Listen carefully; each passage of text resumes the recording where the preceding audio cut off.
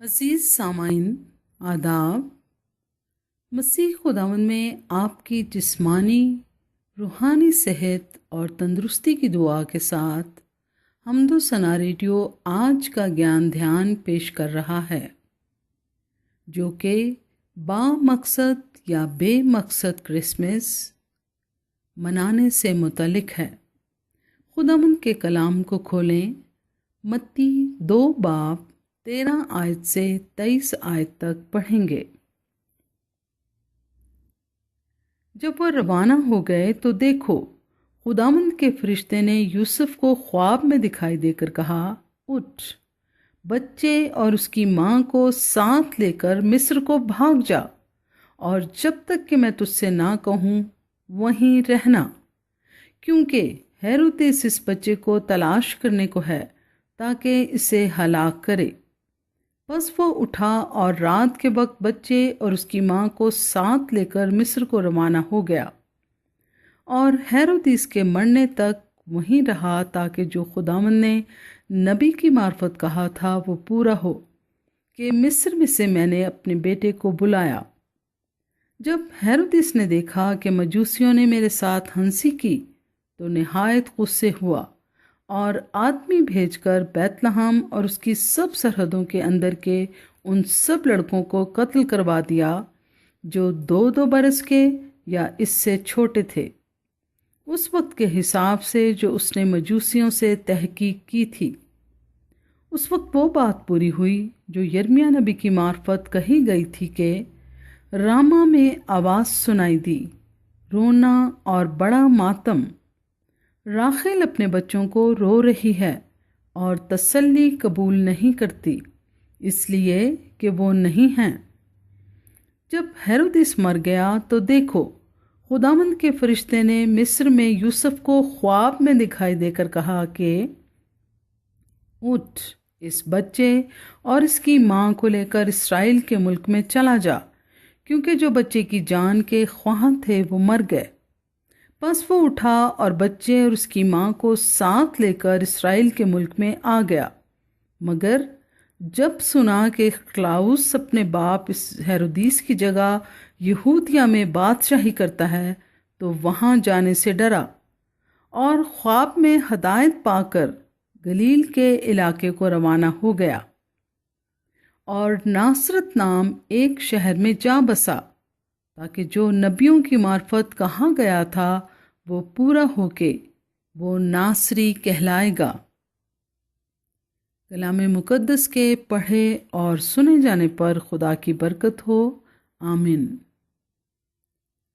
آج کی سنہری آیت، پہلا پطرس 3 باب 15 آیت۔ بلکہ مسیح کو خداوند جان کر اپنے دلوں میں مقدس سمجھو، اور جو کوئی تم سے تمہاری امید کی وجہ دریافت کرے اس کو جواب دینے کے لیے ہر وقت مستعد رہو، مگر حلم اور خوف کے ساتھ۔ کرسمس یعنی عید الولادت المسیح یا بڑے دن کی پرجوش ہنگاموں والی تقریبات ختم ہوئیں، روزمرہ کی زندگی معمول پر آ چکی ہے۔ اب جو بات قابل غور ہے وہ یہ ہے کہ کس کس نے اس کرسمس کو کس روح میں اور انداز میں منایا ہے۔ کیا خدا کا وہ مقصد جو کہ کرسمس یا عید ولادت المسیح کے پس پشت تھا، اس پر غور کرتے ہوئے یہ کرسمس منایا ہے؟ اگر تو واقعی ایسا کیا گیا ہے تو پھر تو یہ کرسمس واقعی ہی بڑا دن تھا، اگر نہیں تو یہ عام دنوں جیسا عام دن رہا۔ آپ کا اور میرا اس غور کے قابل رویے کے لیے کیا جواب ہے؟ مقدس پطرس یوں کہتا ہے، جو کوئی تم سے تمہاری امید کی وجہ دریافت کرے اس کو جواب دینے کے لیے ہر وقت مستعد رہو۔ سب سے بڑھ کر تو ہمارا اپنا آپ ہے، ہمارا ضمیر ہے اور ہماری روح ہے جو ہم سے ہماری امید کی وجہ دریافت کرتی ہے۔ ہمارے پاس کیا جواب ہے؟ کیا ہم نے خدا کے اس مقصد کو مد نظر رکھ کر کرسمس منایا جسے پہلے کرسمس کے موقع پر انسانی زندگی کی راہ پر چلنے والے عام لوگوں نے مد نظر رکھا، اور وہ خدا کی نظر میں عام سے خاص لوگ بن گئے؟ دنیا کے سب سے پہلے کرسمس کو منانے کے لیے مریم اور یوسف کو اپنے گھر کا آرام چھوڑ کر بیت لحم کا سفر اختیار کرنا پڑا۔ بعد ازاں فرشتے کی ہدایت پر بچے کو بچانے کے لیے مصر کو بھاگنا پڑا۔ وہ والدین جو کہ بیت لحم کے اندر اور ارد گرد موجود تھے، ان کو اپنے بچوں کی قربانی دینی پڑی، اور ان کے بچے ہیرودیس جیسے شریر اور ظالم بادشاہ کے ظلم اور بربریت کا شکار ہو گئے۔ چرواہوں کو یہ قیمت چکانی پڑی کہ وہ اپنے گلے کو بیابان میں چھوڑ چھاڑ کر اس بچے کو دیکھنے کے لیے چل پڑے جس کی خبر فرشتے نے ان کو دی تھی۔ لوکا 2 باب 15 اور 16 آیات۔ جب فرشتے ان کے پاس سے آسمان پر چلے گئے تو ایسا ہوا کہ چرواہوں نے آپس میں کہا کہ آؤ بیت لحم تک چلیں اور یہ بات جو ہوئی ہے اور جس کی خداوند نے ہم کو خبر دی ہے دیکھیں۔ بس انہوں نے جلدی سے جا کر مریم اور یوسف کو دیکھا اور اس بچے کو چرنی میں پڑا پایا۔ مجوسی کرسمس کے پس پشت خدا کے مقصد کو جان چکے تھے، اسی لیے وہ اپنے ساتھ تحفے تحائف لے کر ایک لمبا سفر اختیار کرتے ہوئے بچے تک پہنچے، اور واپسی کے لیے بھی ان کو متبادل راستہ اختیار کرنا پڑا۔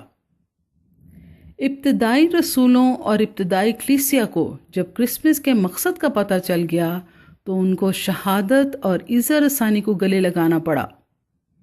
پھر مشنری اور انجیل کے مبشر اپنے گھر کے آرام کو خیر بات کر کے پانیوں، فضاؤں اور خشکی کے سفر اختیار کر کے دنیا کے دور دراز حصوں تک پہنچے تاکہ خدا کے مقصد یعنی انجیل کی بشارت دیں اور دور و نزدیک خدا کی محبت کو پہنچائیں۔ ہمارے خداوند یسوع مسیح کو جو کہ باپ کا اکلوتا ہے، باپ کے مقصد کو پورا کرنے کے لیے آسمان کو چھوڑ کر زمین پر آنا پڑا تاکہ وہ خدا کا برا بلکہ بے داغ برا ٹھہر کر دنیا کے گناہ اٹھا لے جائے اور دوری اور جدائی کی دیوار کو ڈھا دے۔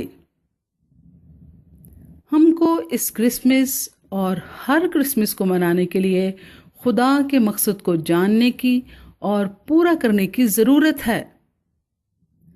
خدا آسمانی باپ کا مقصد اس آیت میں پایا جاتا ہے، یوحنا 3 باب 16 آیت، کیونکہ خدا نے دنیا سے ایسی محبت رکھی کہ اس نے اپنا اکلوتا بیٹا بخش دیا تاکہ جو کوئی اس پر ایمان لائے ہلاک نہ ہو بلکہ ہمیشہ کی زندگی پائے۔